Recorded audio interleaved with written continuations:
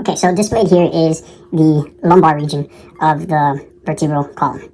So the highlighted vertebrae is the third lumbar. Okay, as you can see over here, pointing at the superior foramen and the inferior foramen.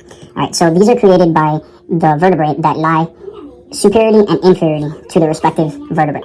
Because behind the body, the process that is dorsal of the body is concave, it creates the space, which is called the foramen.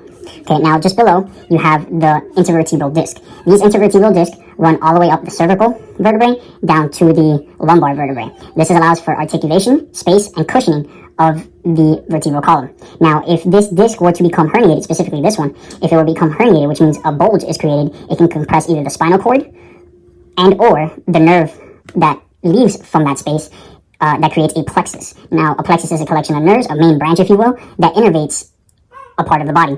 Specifically, in the L3, L4 region, you have the femoral nerve plexus. So that innervates the legs, specifically the anterior portion of the legs. However, if we were to come up to the cervical portion of the vertebral column, you have the transverse processes. So these are only in the cervical portion. So if I isolate it here, you can see that these spaces here, the foramen, are unique to the transverse foramen, are unique to the cervical. All vertebral discs have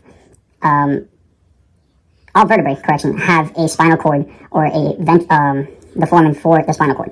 Okay, so if we go back over here, these transverse processes allow for venous return and to the brain. Okay, now same thing goes over here. If we were to go to the